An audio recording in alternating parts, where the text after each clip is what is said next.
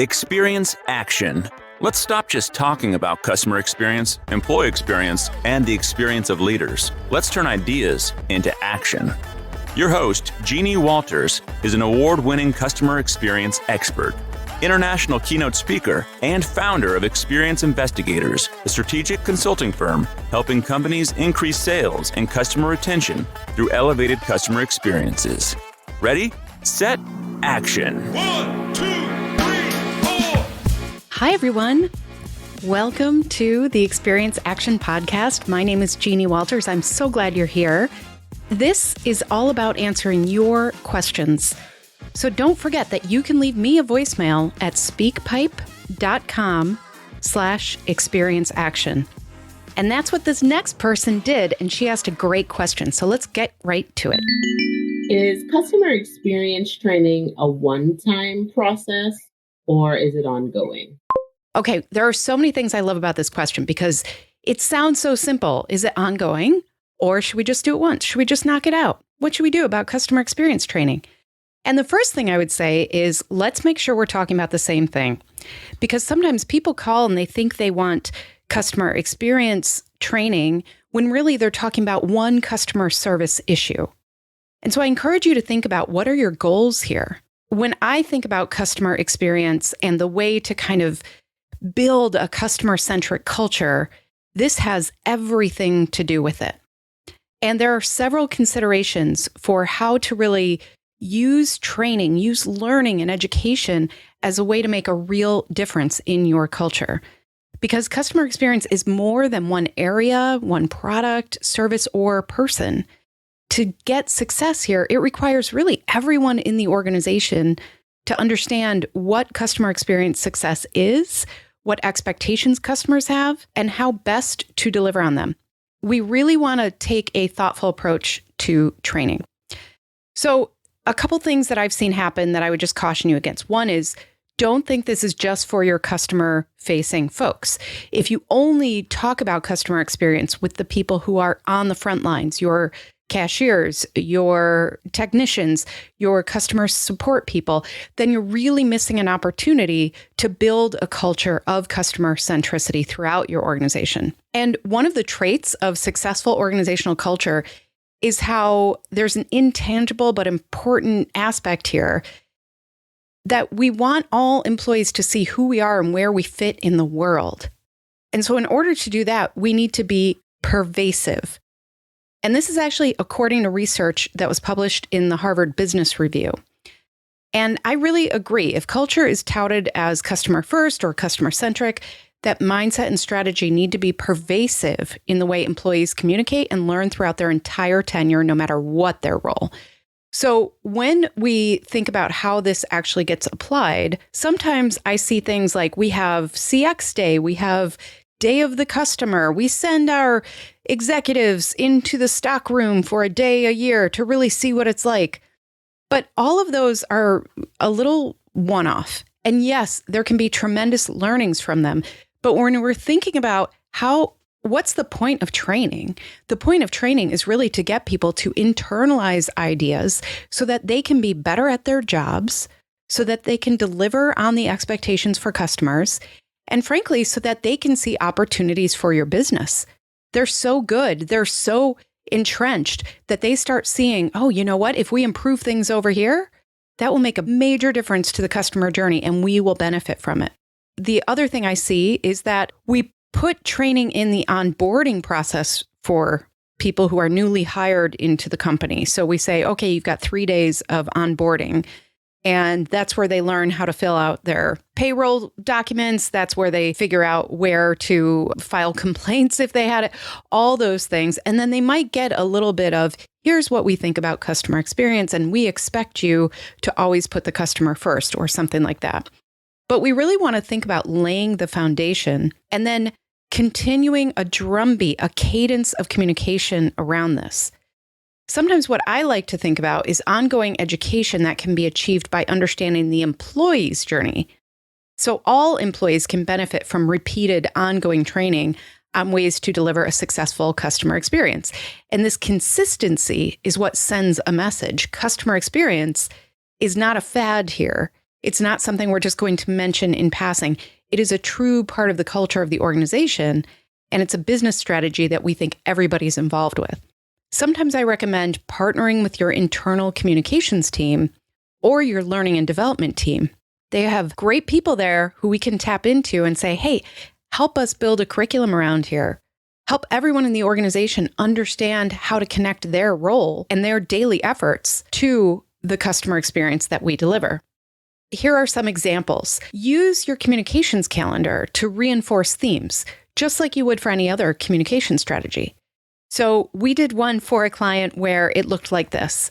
One month, we talked about dashboards. What are customer experience dashboards? How do we read them? What do they mean? How do they understand them? What are our goals? So that anybody who comes across a dashboard isn't just looking at graphs, they're actually starting to get understanding on, oh, I understand what this means and why it's important. Another theme might be how we gather feedback from customers. Let's talk about all the different ways, all the different tools we have. When do we send out surveys? Where does that information go? What are we really trying to find out? All of those things that will help everybody in the organization understand what are we asking customers about and what do we do with that information. The next one I'm a big fan of, have a month of empathy.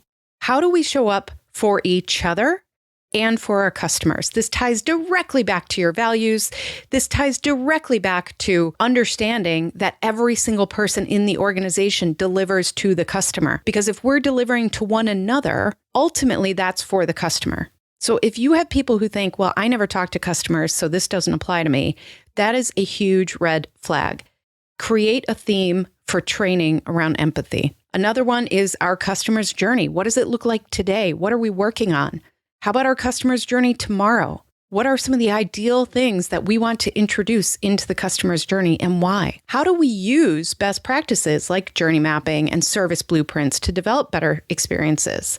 Also, when we say customer service, what does that really mean? Have we committed to a service code, for instance? That's a tool that we have that we love because ultimately customer service comes down to a lot of judgment calls. And the more information we can give people about our vision, our values, what success looks like, that universal idea of how we talk about customer experience, then the better off that will be.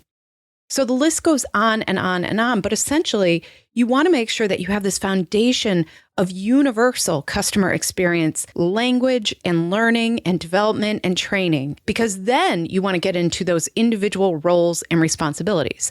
So those themes could apply across your organization, but then you want to work with your leaders, work with departmental leaders to zero in on what's needed for each group. Now, customer-facing teams are the most obvious here, but challenge others to develop specific education. For instance, customer service and customer success might have training plans around service-specific situations, like dealing with unhappy customers or having renewal conversations. But these should fit into the bigger themes and still be seen as connected to that customer experience training, not just generic service training. What about the technology team? They might be able to benefit from education around the customer journey, as well as how customer expectations are shifting based on the overall marketplace. They often welcome conversations about aspirational customer journeys and how to better align technology goals with that. So some of these training opportunities are actually cross-functional collaboration opportunities as well. You know, a great example that I heard of recently was DoorDash, which is a restaurant delivery service you probably heard of. They started realizing that they were really losing touch with what was actually happening for their drivers, the people who actually pick up the food and deliver it to customers, as well as their customers. So they reinstated what they call their We Dash corporate program. And this program requires each employee, regardless of their department or role, to make one customer delivery per month or shadow a customer service representative. The goal is to ensure there is understanding throughout the organization of the driver and the customer experience. And so when you think about why they had to do that, that's a perfect example of how this should be an ongoing experience. We should always be talking about customer experience. We should always be training. We should always be learning. We should always be supporting the development of our employees. So offer that customer day more than once a year. Make sure that you're asking your departmental leads, what do you need? What would help you? And then make sure that those themes are throughout your organization, because everybody benefits from customer experience education like this. And then get creative. Some of the things that I love, create a book club focused on customer experience and invite authors to discuss customer-focused ideas. Develop a customer room, either in person or virtually. This is a room where employees can literally walk through the journey and see the communications, experience the challenges, and receive delivery of the product or service just as a customer would. Or ask leaders who are committed to the customer experience to present to the entire organization and share what they're doing. And then don't make this overcomplicated. Offer lunch and learns where different employees can share their experiences and showcase successes. Because customer experience is a mindset, a strategy, and a business discipline. And we need to treat it that way throughout the organization and provide the resources and support employees need to be as educated and empowered as possible. Thanks so much for this question, and thank you so much for listening. Ask your own question at speakpipe.com/experienceaction. To learn more about our strategic approach to experience, check out free resources at experienceinvestigators.com, where you can sign up for our newsletter, our Year of CX program, and more. And please follow me, Jeannie Walters, on LinkedIn. Thank you so much for joining us today. And don't just talk about customer experience, act on it. See you next week.